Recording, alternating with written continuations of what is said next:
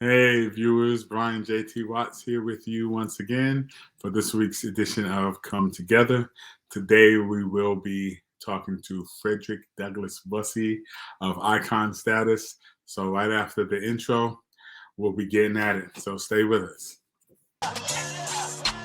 This is the greatest game of telephone that has ever been played. Someone said the black man doesn't raise his kids or care for his family, and that message is still being told to everyone today. They even have us saying, We are not a monolith. We have various opinions and thoughts. We are much more than what we are portrayed to be by the media. even when we are the victims of injustice, we are still portrayed as the perpetrators. When it comes to the black man, there is an intentional plan to discredit the past, arrest the present, and destroy the future. Something must be done, but nothing will work until we come together.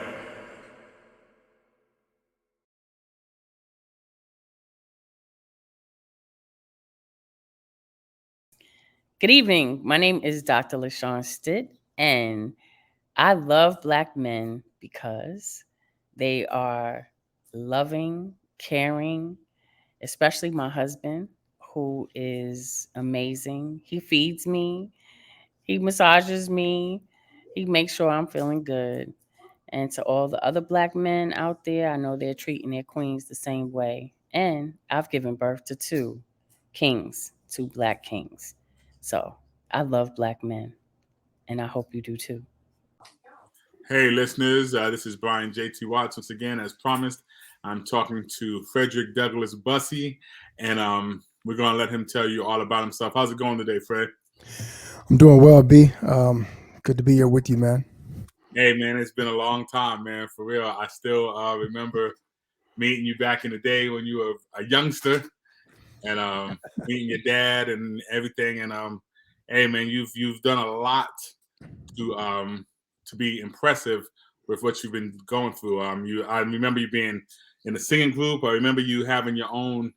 I believe you had your own business, cleaning up and stuff, doing offices and stuff back in the day when it was a bunch of older people doing that, and you Yeah. took it on as a young person. And I was like, all right, this guy is business minded, so it's very impressive. And just to see you remain one of those guys who seem to stay positive. You know what I'm saying? There's a lot of people that we came up with that took some wrong paths or that aren't even around anymore. So it's good to see you still here and still doing your thing and being positive in the community. Speaking of that, let my listeners and viewers know what Icon Status is about. I know they can see it there on your by your name, that you're the founder. So let them know what it's about, how you founded it, and what the mission is. Yeah, man. Thanks again for having me.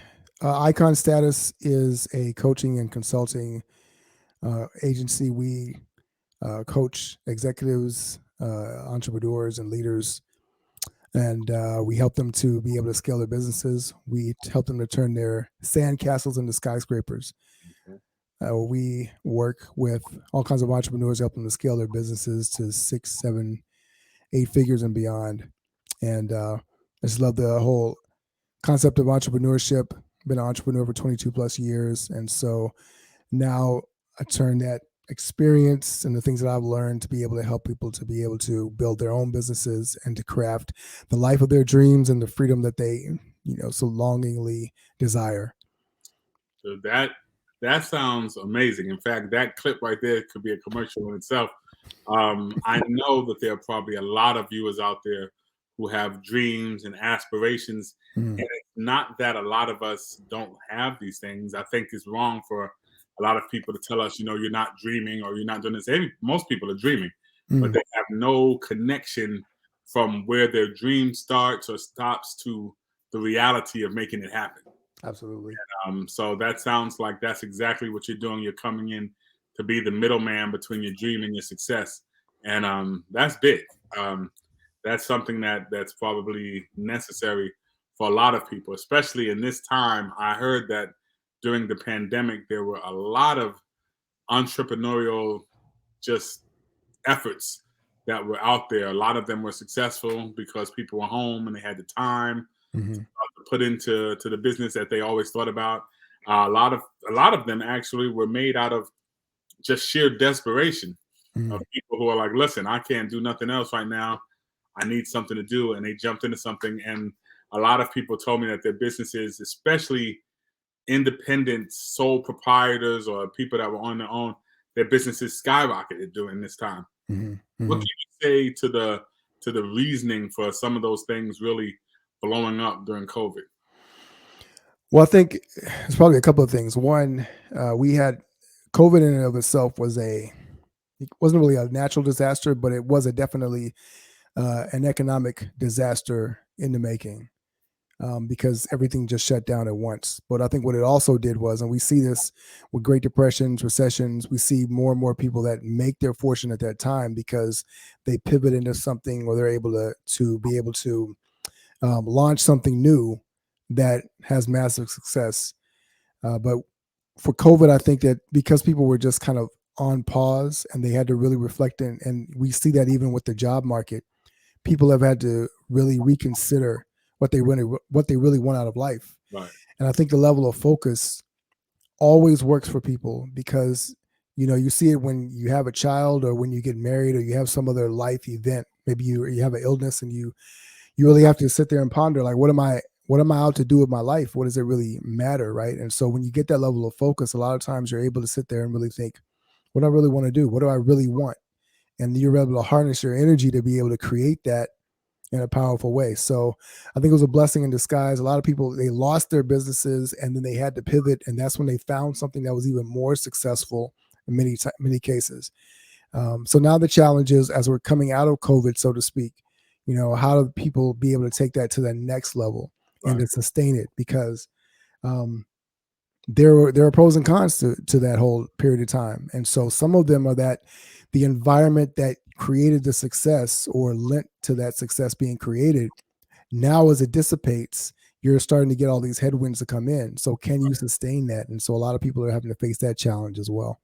That's true. That's true. It's very, very poignant. How have you? I know we went to school together, to college in Alabama, and I believe aren't you from Alabama? So I grew up. Well, I know your dad had a church in Alabama for a while, so I don't know. Yeah. Exactly. So my father was a minister, and so we traveled all over the country, all over the South. So I was born in Chattanooga, Tennessee. My family, both my parents are from Atlanta, Georgia. So I claim Atlanta as home because most of my family is here. I'm in Atlanta now, but I grew up in Mississippi, Tennessee, Alabama, a little bit of time in Michigan. So I'm kind of a nomad in that regards. Okay. Well, as a young Black man from the South, basically. Yeah, no doubt. What was it that allowed you to strike out and do the things you've done? I mean, there are a lot of people who haven't lived in the South just think that it's just pure 100% racism all day, every day. I mean, there's nothing else going on. I remember talking to some of the SWAT members. I used to talk to some of the SWAT team, and they told me that cops would call them from New York and, ask them questions like, are y'all wearing shoes down there? Or y'all, like people had no idea in the South. And so it's good to see people that are from the South get into business and do things like you're doing. What was it that inspired you to say, listen, yes, some of these things are true. They're not happening all day, every day, but how can I get above this and do the things that I want to do in my life? That's a really good question. If I think about it, I always had this idea of business as something that would be desirable in a way. I always thought about businessman as a guy dressed up in a suit and a briefcase. That was kind of the only thing, Nowadays we've got YouTube and we've got all kinds of entrepreneurs. Entrepreneurial lifestyle is a thing that is more glamorized and popularized. We've got, billionaires on TV and all that kind of stuff. People idolize them. Right. But that was not the case when I was growing up, especially not in the South. There was no examples of an entrepreneur. I didn't know anybody that was one. But I always had this thought that, and I don't know if it came early on, how it came about early on, but I just realized that if I wanted something extra, because growing up as a preacher's kid, we didn't have a whole lot of extra money, right? It's not like my dad didn't run a mega church, Right. so there wasn't like, we didn't have Bentleys in the yard or anything like that. So if I wanted an extra pair of shoes, an extra pair of sneakers, back then Jordans had just come out. You wanted something that was fresh, I had to figure out a way to get it, Right. And so my thing was hustle. I would borrow my dad's lawnmower and go around the neighborhood asking neighbors to cut their lawns. Okay. And I'd take a rake and I'd walk all over the city and just knock on people's doors and say, hey, you want odd jobs? I'll rake your leaves, whatever the case may be. And so I learned early on the value of being able to just make some money to buy things that you wanted. Very fundamental. It wasn't like I was trying to build an empire or anything like that. But that always stuck with me. And as I got a little bit older, and my friends and I, we got into music and wanted to pursue that musical career. Even then, we were thinking entrepreneurially, right? So we were thinking, we don't just want a record deal. We want to be independent. We want to own our own masters and our own music. We were studying that aspect of it. And so I was always the business-minded guy in the group. And I think that just having that frame of mind always allowed me to evolve to the next thing. Okay. And there was so much, that I learned much later on that I learned even 10 years earlier, when I was 25, say, instead of 35, it would have been phenomenal for me. But I'm grateful for the journey. And I think the other thing that tapped into it was that I was homeschooled. So I didn't grow up in a traditional school environment. And knowing what I know about school now is how it kind of indoctrinates you to be a employee, right? To kind of be, to follow the path and to squeeze everything towards the middle, right? Instead of learning how to be exceptional and stand out. And so my mother, being a school teacher herself, actually she still teaches. She's retired, but she unretires every year to go back into the classroom. That's what they all do. We can't help it. It's just what we do. That's what it is. So, but that homeschooling environment where she customized the learning experience for each of us really helped me. So my mother used to make lesson plans, and she figured out she would just make them for the week. And so if I wanted to, I could be done with all my schoolwork by Monday or Tuesday. Okay. She had to learn to restrict it. She don't know, you can only work one day at a time, but I could be done with my work early. And so because of that, I was able to dream more, be creative more. And I think that's the aspect of entrepreneurship that really allows me to be able to kind of function. So I was never acclimated to be able to sit in an office for 8 hours a day. I was never acclimated to just have a job like that, even though I've had many jobs in my career. But those two things I think are really the foundations of it. My parents never outlined for me that there was any particular career I had to have. Okay. It was they just always wanted me to be, be a child of God, always, be in service to other people and to be the most of what I could possibly be. So I probably would chalk it up to those two things. Oh, that's great. I mean, there's a lot that whenever you talk to people who are successful in business, it always seems to be something that was different from everybody else, then something that might be, sort of the same, maybe just the desire not having and wanting to have, things like that. Yeah. And I think especially in our community, that's usually one of the bigger motivators. I know, growing up in the South Bronx in the projects, it was just, you're not getting a whole bunch of stuff.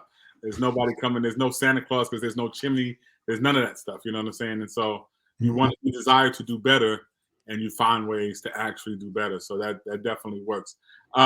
I have to ask you this because I know as long as I've known you, I've only known this for a few weeks now. Tell us about why your name is Fredrick Douglas Bussey. I mean, I can't even imagine. I mean, I thought about it. I said, well, maybe he didn't tell us when he was younger because, he just didn't want all the discussion or whatever. But that's a definite tribute to a Black history icon. And I think it's a great thing. So give us a little history on how that came about and what you knew about him growing up as a youngster.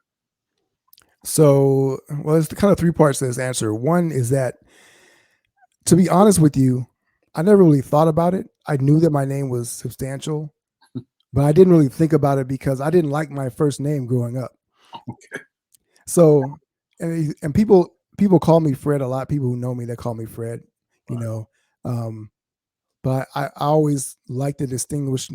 didn't even really lean into the distinctiveness of Frederick growing up. So it was more like I didn't like Fred. It just felt regular, ordinary, you know. And so there was Fred Astaire, and there was maybe like one other Fred who was the guy who was the actor on My Three Sons growing up. I didn't know. Right. There was Fred Sanford. There was no cool Freds. So like, and it was weird. I used to wish my name was something like Sylvester or something when I was like, how whack would that have been if my name? I'm sorry, apologies to all Sylvesters, but you know. So I didn't really think about it growing up, man. But the thing was, so my full name is I'm actually named after this icon, a couple of icons. One is Fredrick Douglas, and the other one is Douglas MacArthur. Okay. So that's my full name, Fredrick Douglas MacArthur Bussey. Yeah. So I got 4 massive names, and I couldn't pick one of them. I don't want to be MacArthur, don't want to be Douglas, don't want to be Frederick, you know. And so for a long time, it was just, you know, Fredrick Bussey.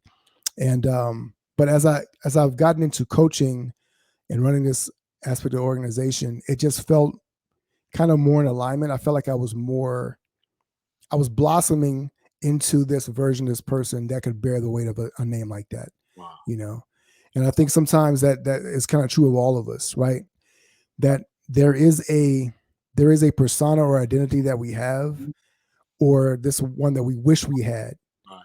And so when you start to merge the two, when you start becoming everything that you ever dreamed you could be, or you feel like it's possible for you, and you start leaning into the weight of that, I think that's when you can start to carry maybe not just the weight of your name, but the weight of your calling and your destiny, you know? And so I think it's a lot more synonymous with what I try to do with my life, you know, even with entrepreneurs and leaders. You know, our job is to pour into the world and to leave an impact in the world that is substantial, bigger than ourselves, right? And so a lot of people are just trying to fill holes in themselves. I'm trying to help them fill holes in the world. Right. And I guess my name is a reminder of that, you know. So when I finally decided to just, you know, stretch that out and drop the Douglas in the middle and really show it to the world, you know, it's kind of crazy that people have latched onto it. Man, it's really cool, you know. And it's funny how the thing about yourself that you least like can be the thing that you can actually be the most proud of and make you most distinctive. Yeah, that's amazing. I mean, that happens so much. I remember when I first started speaking, and everybody thinks this is dumb, and it was. I used to be offended when I would get up to speak and people would laugh. And I thought that something was wrong because they just thought I was so humorous. And I was like, even I would get up like, you know, on Friday night and give a testimony or something, and people would just be rolling in the aisles. And I'm like, no, for real, I'm serious. And every time I said I'm serious, it made people laugh even more. And I was like, yo, what's wrong with me that people won't take me seriously? And I really thought that's what the issue is. I remember I met this guy. He came to speak at a church, and he was just so hilarious. And I never made a connection that that's what I'm doing when I'm up there speaking. But great. So I talked to him afterwards, and I told him, I said, I really liked your presentation. And for some reason, I opened up to him about that. And he said, what is wrong with you? And I was like, what do you mean? He said, you're making people laugh and you want to stop?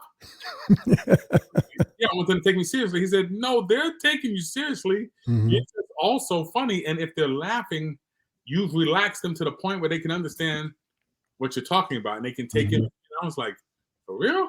And from then on, it was like, okay, you know, I'm just going to be me and let this happen. And it was so, like you said, it's crazy. The one thing that I thought was the worst was the thing that made it easy for me to continue doing what I was doing, and something that made me sought after.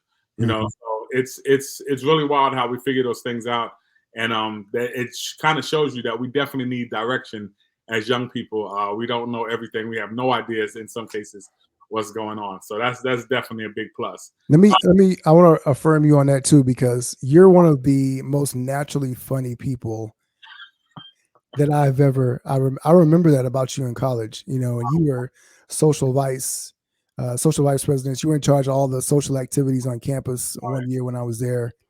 And it was just, you just had this energy that always made everything more fun. But whenever you would talk, and I could tell you weren't intentionally like cracking jokes, you were just talking, but Right. it was hilarious. Right. And I remember I was listening to Brian Tracy,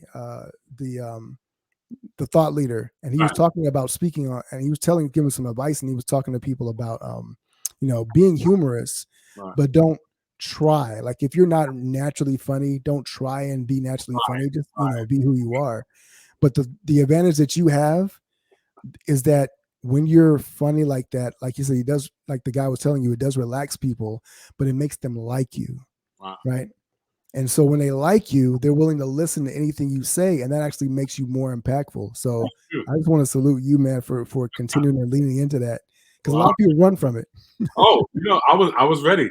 I was ready to run from it myself. I mean, I wanted people to listen, and I didn't realize that they were. I've done a lot of dumb stuff. I remember a crowd that I was talking to, and I was, how you ask questions or you say stuff, you want a response, and nobody was responding, and I was sort of like yelling at them, like, "Hey, I'm talking to you," and this guy told me afterwards, like, "Stop being dumb," and I was like, "What?" He said, "They're listening to you so much that they're captivated, and then you're yelling at them," and I was like, "Oh, so that's wrong too. Okay, let me stop doing that." So there's a lot of things that I learned by hook or crook. Yeah. People didn't teach me, and I just jumped into it. And I would have loved the lessons, but I learned a lot sort of on the job training. Like I had to do it wrong and then do it right. And there's a lot of pluses to that. There's a lot of minuses as well sometimes, because you got to do it wrong all the way. But that's how I sort of got into everything. And so even learning how to drive a stick shift, I tore clutches up before I learned how, because nobody taught me. People just kept giving me their car, like, drive it. And I was like, oh man. So, that's been the train of my life. But once I realized that that's how my life was going to be, that there's going to be a lot of stuff that I was just going to have to learn and go through it like that, then it started to make sense. And so I hold on to those things a little more now than I probably would have if I took a class or whatever. And viewers, I'm not advising you to try that unless it just happens to you. Don't jump in there and just try to do everything. But that's how my life was. So basically, another thing I want to ask you is, being this icon status founder now, as a Black man here in America, you don't sound like you're doing this just for a specific community. You're doing this for whoever comes to icon status for assistance. Is that correct? So I work with anyone. Yeah. The business is, well, what is the saying? We don't turn down no money. We do have a specific demographic, but it's entrepreneurs who are ambitious, people who really want to build something bigger, and it doesn't matter where your background is. Yeah. Right. So how have you stepped up to be someone that people respect as the person to do the job that you're trying to do? In this time, in the last maybe 6 or 7 years, with the whole resurgence of obvious racism with Trump and all of the stuff that was going on, how did you put yourself out there as a person for people to trust or to even believe that could do the job that you're saying you can do for them? Yeah, that's a great question. So part of it was intentional and part of it was not. Okay. The part that was unintentional was that I didn't really realize for a long time what made me great in terms of being able to help other people, right? And so there was a lot of doubt, a lot of insecurity, a lot of failure, and a lot of those things. I was just trying to figure it out. For me, honestly, a lot of that evolution happened a little before and after the pandemic, through the pandemic, expanding my network and things like that. What I discovered was that people like me. And you were talking earlier about just being yourself, right? And sometimes when you are yourself, we overlook the most powerful parts of ourselves. So we don't really understand why people love us, what our real contribution is to help them, etc. And so I started being able to lean into that more. The thing that helped me to be able to do that was that I hired a coach myself several years ago for my business. And what happened was he gave me a assignment to figure out what my solution was for my clients. And it took me like a week, and I couldn't come up with the answer. So I sent him a message back, and I said, Brian, I don't think I have a solution. And he said something to me that changed the course of my life. He said, God doesn't make people without solutions.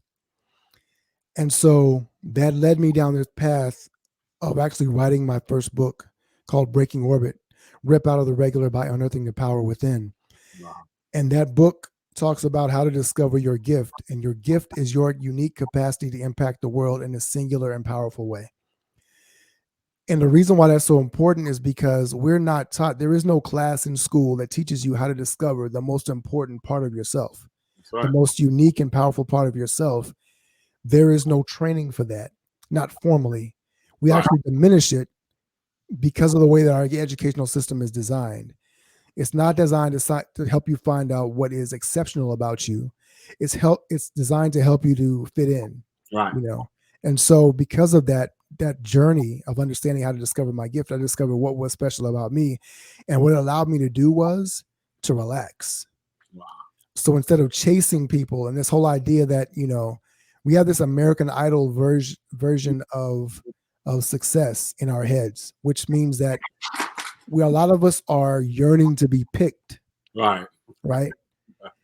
And so we believe that, somebody else is in charge of allowing us to be successful, or that if we work hard enough, then we'll be able to stand out enough.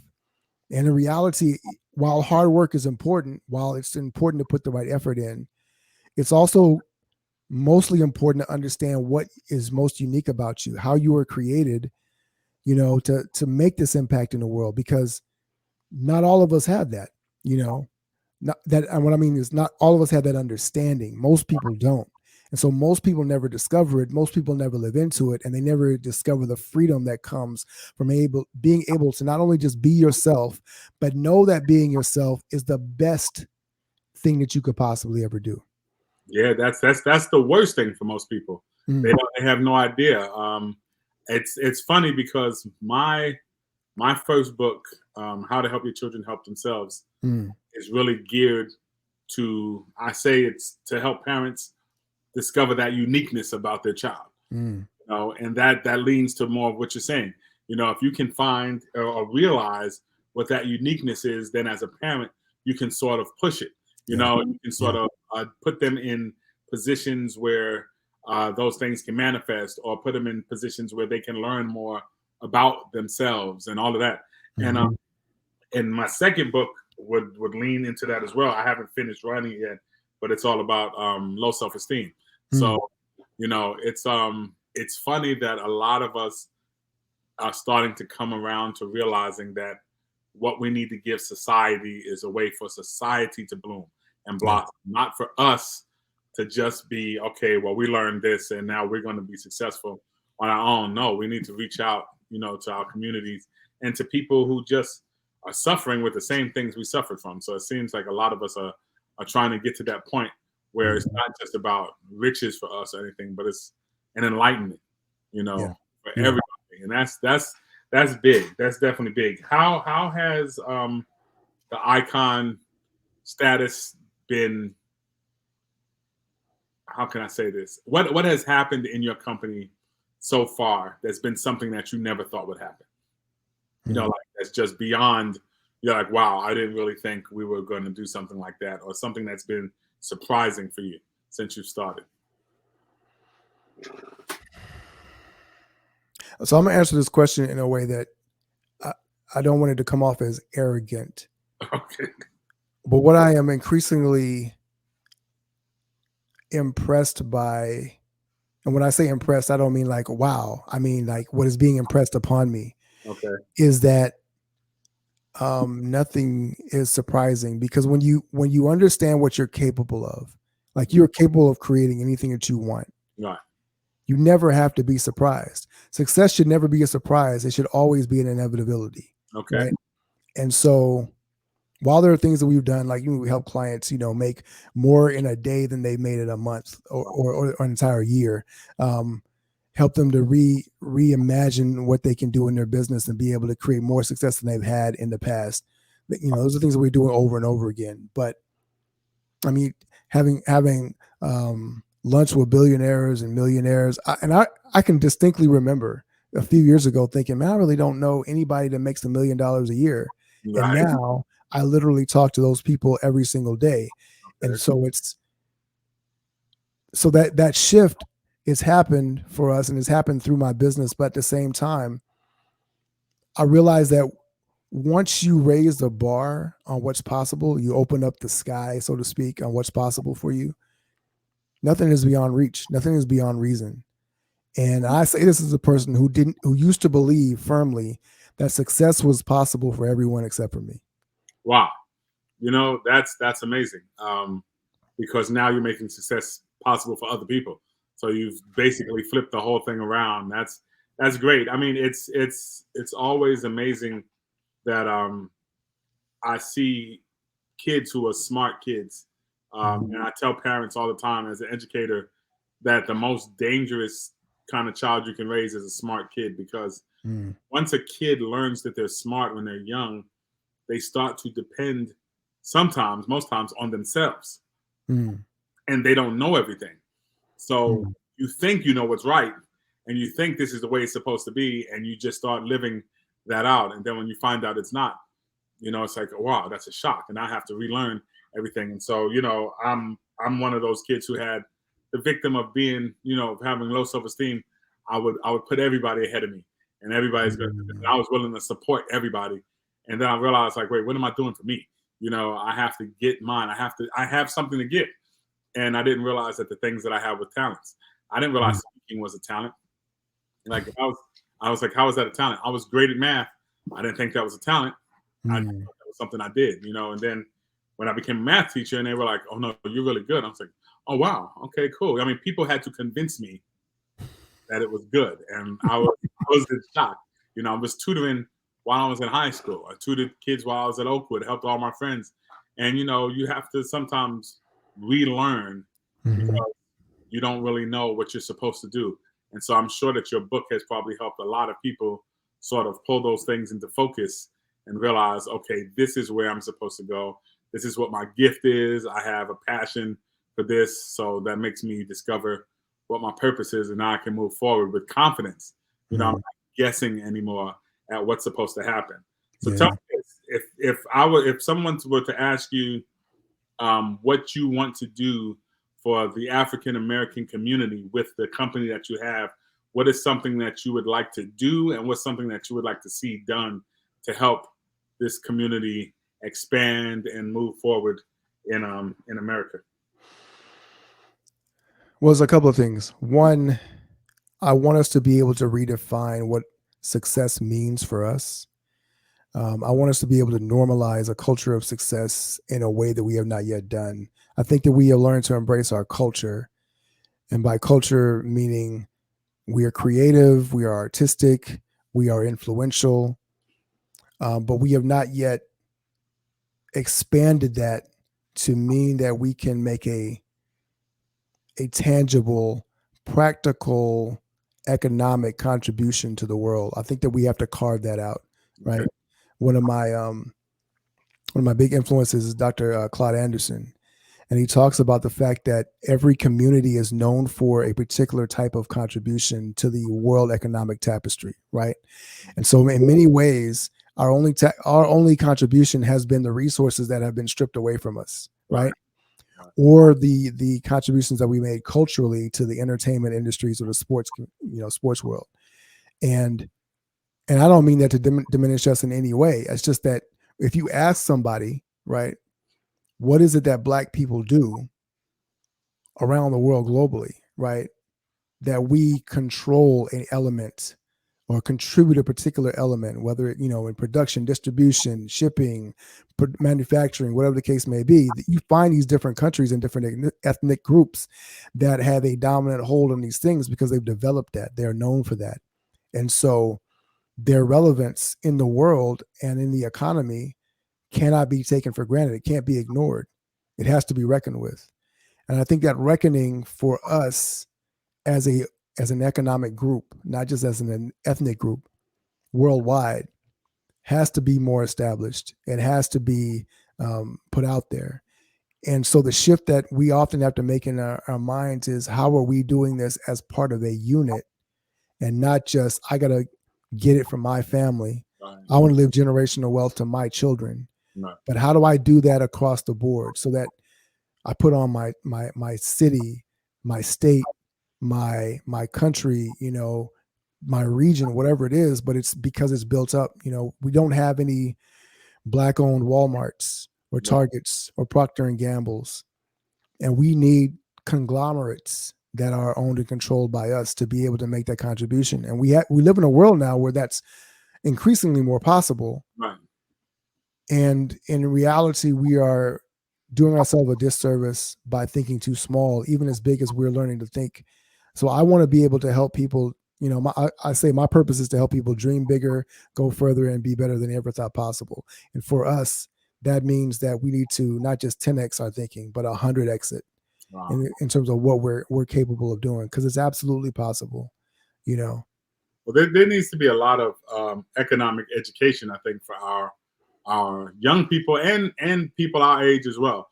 Mm-hmm. I know for sure, teaching math, I taught a class, and I was trying to teach them about unit cost, how much things cost individually, and I realized two problems. And I'm the kind of person, if I teach a lesson and I can't get it across to you, I'm going to struggle with that all night. Mm-hmm. I can't understand why I can't teach it to you, because I'm supposed to be good at this. So I'll go home, and I usually come to solutions when I'm sleeping. And so I went to sleep, and I woke up, and I realized a lot of the kids didn't understand when I would say, I would use, because they tell us you use money and food if you want kids to pay attention. So I'm like, okay, if you bought a 24 pack of American Singles cheese or a 16 pack, which one would you buy? And I gave them cost for each one. Mm-hmm. And they were like, buy the big one, or buy the little, whatever. It depends on how many slices of cheese I want. And I was like, no, you want to look at the one that costs the least. And they were like, so what? And I realized most of them didn't grow up like I grew up. Mm-hmm. They run out of money. They just go ask their parents for more. Mm-hmm.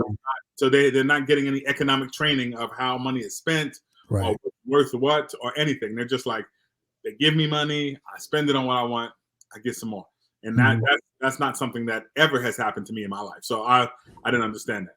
The second thing that really bothered me was that there was no value of things. So I said, I have 2 pairs of jeans here. They're like, okay. I said, what's a real popular pair of jeans? They told me. I said, okay, I have 2 of them here. One of them is selling at your favorite place, and they told me that these jeans cost $200 or $300, and I couldn't believe that at all for myself. But I was like, okay, these cost $300 here, but at this other store they're $50. Which one are you going to buy? And they all said the $300 one. And I was like, wow, something's wrong with those other ones. I said, no, they're exactly the same. They came out the exact same factory, everything. I'm still gonna go with the $300. Why? I don't trust those other ones. Why? Because they're only $50. And I was like, somebody has done this to you. And that was my whole goal. It's like, somebody's done this to you to make you spend more money, to make you to continue to be a consumer and never have enough money to invest or to do something on your own.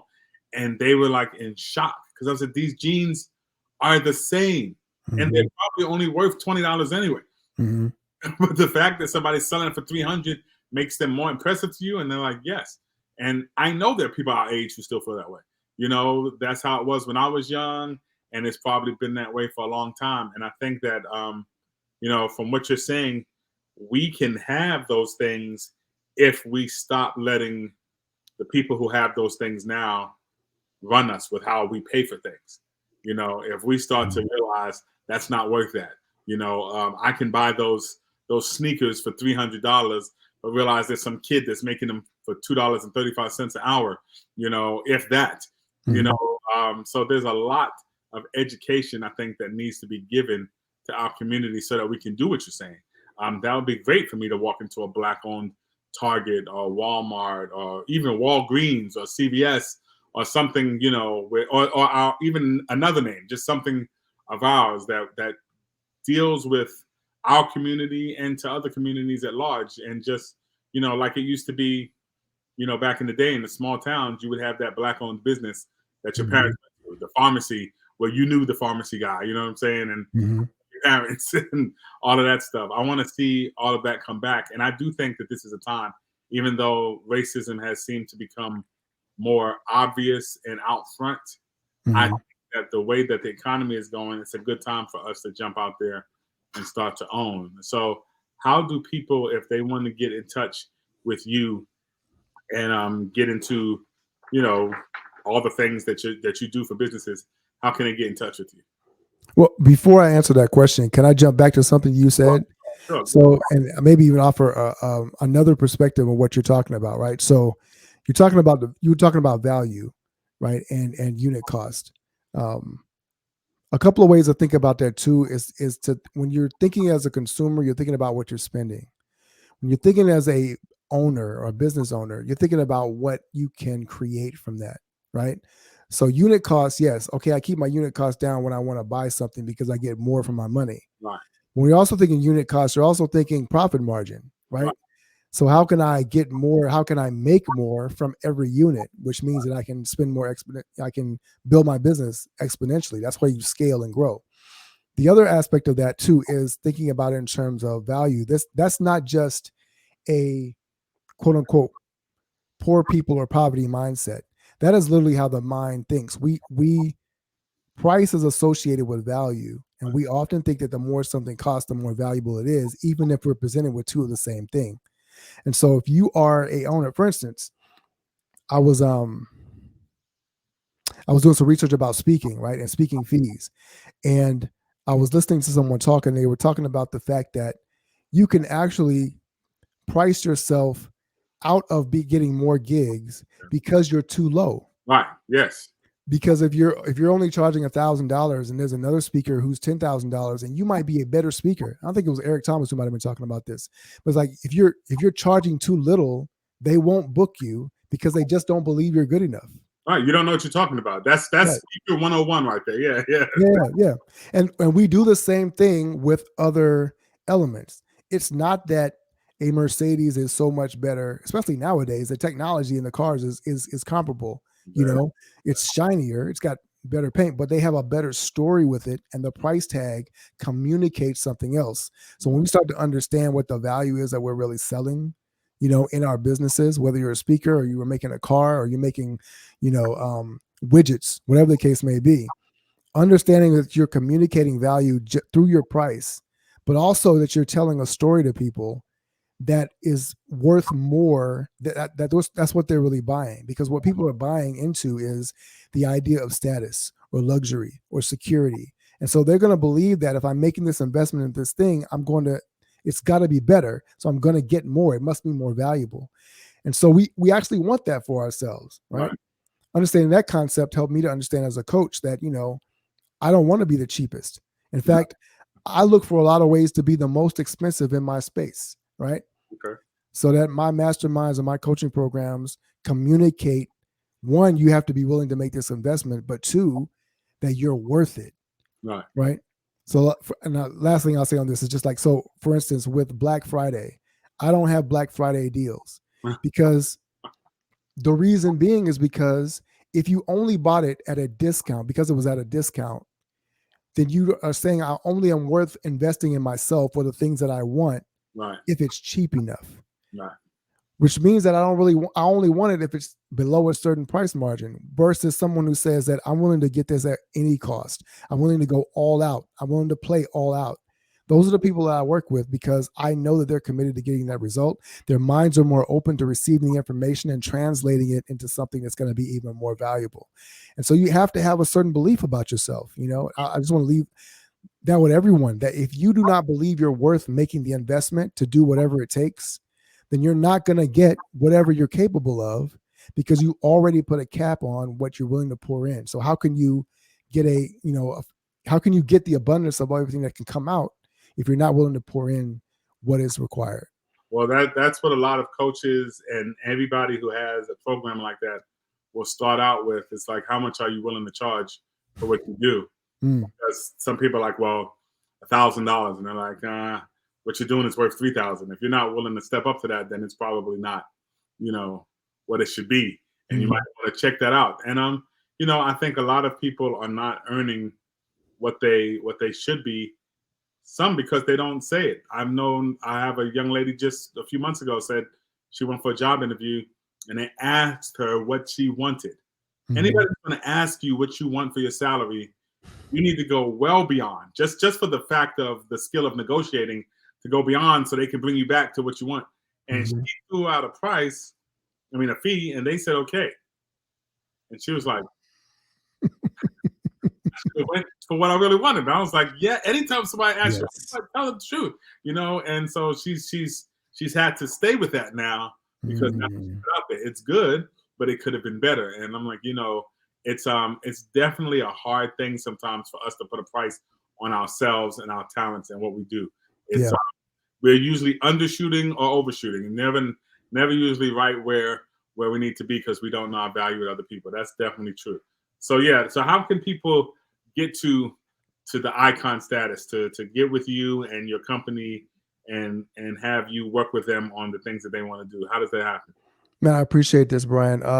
I am everywhere on social media as Fredrick Bussey, Instagram, Fredrick.Bussey, Facebook, Fredrick Bussey. I have a free Facebook group for entrepreneurs who want to build 7-figure businesses and beyond. It's called the 7-Figure Circle, $1 Million Mastermind. It's on Facebook. If you find me, you'll find it in my profile. The link is there to join that group where we have free trainings, free master classes, all types of content to be able to support you in your growth and scaling your business. My website is fredrickbussey.com. You can email me at info@fredrickbussey.com. So I'm reachable on all those different areas, those different platforms. But the easiest is probably to send me a message on Facebook or on LinkedIn. And we'll connect with you and see how we can support you and whatever you have going on. My book, if I can plug that real quick, my book. You have one there? I do. Yeah, bring it, pull it up. Here we go. My book is called Breaking Orbit: Rip Out of the Regular by Unearthing the Power Within. It's available on Amazon.com. Beautiful back cover there. Yeah. So it's available on Amazon.com. You can pick it up as well and discover your own superpower, your own ability to impact the world as only you can do it. Great. That's great. Listen, man, I have to say that you've always been somebody who seemed serious, even as a youngster, seemed always serious about what you were doing, but always it was funny. You said earlier you didn't want to sound arrogant. I was like, I've never heard you sound arrogant ever. I don't know if other people feel the same way, but I've never heard that in your voice. You've always been real humble and always kind of willing to work with people, talk to people. I remember times I would pass you and we would stand there and talk forever. You know what I'm saying? Just that was you. So I think that this business you have of helping people is definitely what you were supposed to do, because that's the kind of guy you were. You're a great listener. You seem to be friendly with people, and that works. That's something that people discount, but everybody doesn't have that skill. So I'm really proud of what you're doing. I hope a lot of the viewers take note of what you've said and that they get in touch with you and they can learn how to, become an icon themselves, to get to that spot that they want to be in. And hopefully that'll help our community and all the communities around. So I'll definitely want to get back in touch with you soon. We'll check in on you and see how things are going. Maybe we get another interview down and see what has changed or what has blown up, and you can maybe even bring in some of your people that you've helped out. You know what I'm saying? And we can expose them to the Come Together family as well. All right. Sounds good, man. I appreciate you. All right. Thanks a lot, man. We'll definitely get in touch soon. All right. Ever forward. All right. Hello. My name is Desiree Gunn Price. Most people just know me as Desiree Gunn. And I love Black men. First off, let me just say I come from a multicultural background, so I appreciate all men. But I have the opportunity to know the real difference between what it is to be a man in the Black culture versus in a Caucasian culture within my family. So I love Black men because Black men automatically, by birth, are born into a stereotype within um, society. And at some point, all of them experience racism and discrimination. And regardless of that experience, our Black men don't allow those experiences to um, shatter their dreams and discourage their goals. They actually use that to find strength and courage within themselves to love us more harder, more deeper, to love life and to push through to prove to themselves and to the world that they're worth something. Um, you know, I love all of my family, all the men in my family who are all races, and I'm a very diverse family. But those men in our family who are not Black have not experienced that. And when you've been given something on a silver spoon, Thank you so much for joining us, viewers. Hope you had a great time listening to Fredrick Douglas Bussey.